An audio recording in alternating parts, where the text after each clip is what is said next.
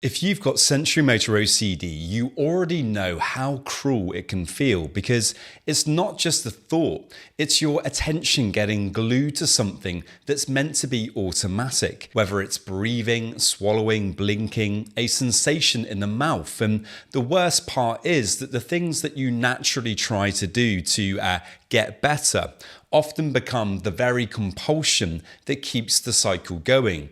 You start fighting it, trying to force it to go away, trying to get back, kind of how you felt before this happened. And your brain learns one message. This sensation is important, urgent, and dangerous. So today I'm going to give you 5 mistakes I see all the time. And they're sneaky because they feel like recovery, but underneath, they're compulsions in disguise. And for each one, I'm going to give you a simple replacement habit that you can start using immediately so you're not stuck doing the same dance with your attention every single day. Mistake number 1 is treating the sensation like an enemy. You try to force it away, distract perfectly, or get back to that automatic feeling as it was before. But every time you fight it, you teach your brain this matters, this is dangerous, and that's why it actually keeps coming back to the center of your attention all the time. The replacement habit is simple. Allow it briefly on purpose, and then carry on without checking. Me fighting with it looked like trying to push it away to get rid of it because I hated these sensations. I was telling myself a story that as long as these things were there, I would never be able to be happy. And so, I would be controlling it. I would be trying to do manual breathing or manual swallowing. I would be forcing myself to do it in a specific way. But all of these things were ultimately me just trying to make that attention go away. I was feeling, so uncertain, so frustrated, so anxious about the awareness that I thought I had to control those bodily sensations in some way. As soon as I learned to let go of doing that, to actually just say, whatever I'm doing right now, well, it's allowed. If I'm aware of this thing, it's not a problem. It's not really going to hurt me. The only issue comes when I start kind of getting stuck in my head and I start pushing it away so much. Point 2 is testing. Am I better yet? And this is really about, checking all the time. Is it still there? Did that feel normal? Am I doing it right? Or am I calmer yet? It feels sensible because you want proof that you're actually improving. But the test itself is a compulsion. It drags your attention straight back to the sensation and keeps it tagged as important. The replacement is to postpone the check and measure progress by behavior, not your feelings. Some really common tests that I used to do all the time are scanning to see if you're still aware of it, measuring how much anxiety you have, constantly checking or comparing to how it was yesterday. If you're doing any of these things, ultimately, what's really going on is you're keeping your attention stuck on the thing.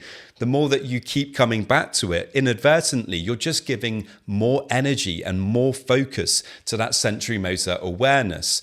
What you need to learn to do instead is to do nothing at all when you realize that you're aware of it. To actually say to yourself, look, I don't want to get caught up in ruminating or checking about this thing. As soon as you start doing that, you're inadvertently giving that energy to it, which is going to make it worse over time. Instead, what you want to do is to postpone doing anything at all, to say to yourself, for the next 10 minutes, I'm going to do my best to allow those sensations to be there. I'm going to acknowledge their presence, but I'm not going to try to fix them. I'm not going to check them. I'm not going to scan. I'm not going to do anything else than refocusing my attention back onto, what's going on around me for the next 10 minutes. And, if after those 10 minutes you begin to feel a bit better, you're not noticing it, that's fantastic. If it's still there, that's also not a problem. I think one of the big issues with sensorimotor OCD is we're constantly telling ourselves, as long as I'm still aware of it, that's the problem. And actually what we want to be able to tell ourselves is, even if I am aware of it, I'm still going to get on and focus on the important things in my life. When we start taking that kind of approach, that's when sensorimotor OCD tends to take more and more of a back seat.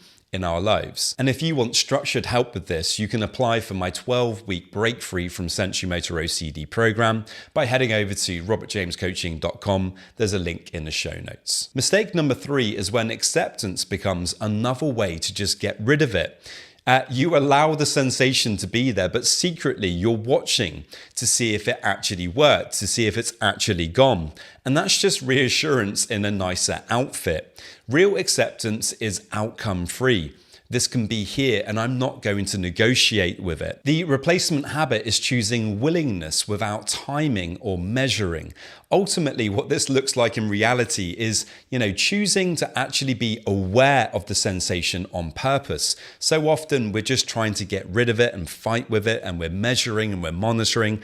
If you can instead, for 10 to 20 seconds, when you notice that you're paying attention to it, actually just pay attention to it a bit more on purpose. OCD hates it when you do that. You're really pulling the rug out from underneath it when you say, you know what? I want to pay attention to this. I am going to notice it. I'm going to notice it much more than I normally do. For 10 to 20 seconds, I'm going to really pay attention to those sensations. I'm going to swallow more if I want to. I can blink more if I want to. I can do it all more. I can feel it more. But then you're going to refocus again and bring your attention to a valued activity. By doing this, you're really kind of taking the edge off that pressure. You're not trying to escape it and fight with it so much. And you're demonstrating to your body, hey, I can pay attention to this. It's not a bad thing to be aware of these things. Mistake number 4 is trying to do things normally. You try to breathe normally, swallow normally, blink normally, but notice the word try. Effort turns it into a manual mode, and then you start judging and correcting, and that pressure keeps the attention locked in. So the replacement here isn't to do things normally, but it's just to do things however you're doing them, rather than trying to course correct and do things in a specific way, which again is just bringing more energy to that sensorimotor awareness. Instead, however you're doing it, you just want to tell yourself, well, that's how I'm doing it right now.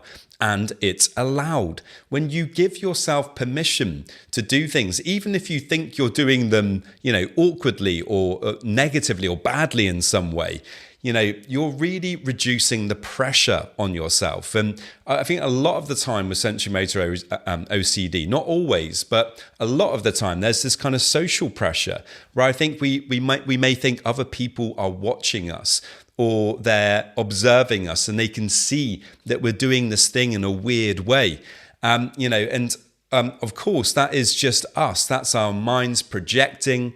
We're looking at other people. We're thinking they're thinking this, or they're thinking that, or they're noticing this.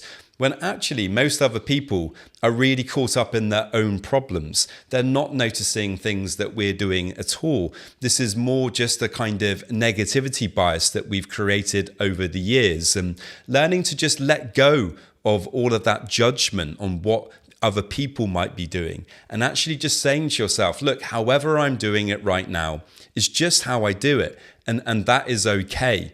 And try to let go of trying to prove whether you're doing it correctly or incorrectly, or let go of what you think other people might be thinking, is a really helpful way to just be a bit more present.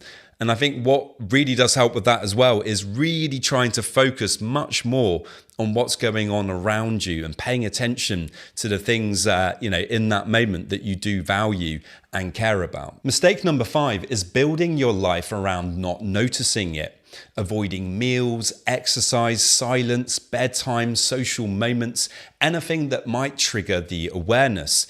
It feels like management, but it teaches the brain the same lesson. This is dangerous, and your world begins to shrink while the obsession grows. The replacement is one small daily exposure where you let the awareness come along without fixing it. Now, rather than the previous exercise where we focused in for 10 to 20 seconds, what you're going to do here is actually extend that exercise. Maybe for 5 minutes, you're going to choose to pay attention to those sensations much more. If you want to stand in front of a mirror and blink, for example, or swallow, and really pay attention to it, notice all of the different sensations and keep doing it. You have to keep doing it for 5 minutes. This can be very, very awkward. It can bring up anxiety. It's not something that you need to do more than once a day. But extending that exposure to that fear, allowing yourself to be aware of it on purpose can be something, that can be really helpful because you're demonstrating to your body and your mind, you know what, I can pay attention to this. I can choose to pay attention to it. I don't need to avoid it. And I don't need to avoid these situations that tend to bring it up. Another really helpful exercise that you can do is to make sure that you are going out and doing all those things that you otherwise would do. Sensorimotor OCD has a way of, kind of making our world so small. And if we can choose to go out and focus on those activities and focus on those things that we really care about, that normally we would be doing, that can really help us to kind of feel more normal again, that actually we're okay, that the sensorimotor OCD isn't the most important thing, because it isn't. The most important thing, really is your values, the people, the things, the stuff in your life that makes your life interesting and meaningful. When we focus on those things, even with the awareness in the background, we're sending this message to our body and our mind. Hey, I'm okay. Yeah, this awareness is here, but I'm still able to operate. I'm still able to do all of these things that I care about. And it's a great form of exposure. It's real life exposure. You're getting back out there into your life, you're focusing on your goals and your values, and you're allowing any sensations to be there in the background.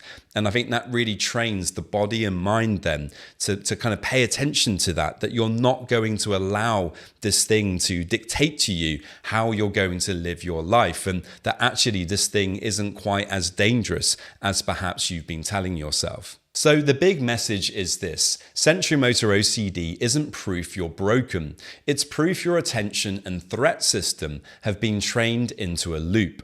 And the way out isn't to win by force. It's to stop doing the compulsions that feed it. You're not looking for a week of feeling amazing. You're building a new reflex. And that reflex is, I can feel this and still live my life. If you resonated with this, I do have a 12-week program to help you to break free from sensorimotor OCD. It's something that I've based upon my own personal experiences of dealing with these things, as well as the work that I've done with hundreds of people to help them to overcome it. If you're interested in finding out more about the program, you can by heading over to my website, robertjamescoaching.com. It includes weekly one-to-one coaching sessions. There's all sorts of other resources, videos, meditations, all sorts of things to help you to overcome it. Please do check it out if you're interested, and I will see you in the next video. This video is for education only. It's not therapy or medical advice. If you're struggling, please speak with a licensed mental health professional.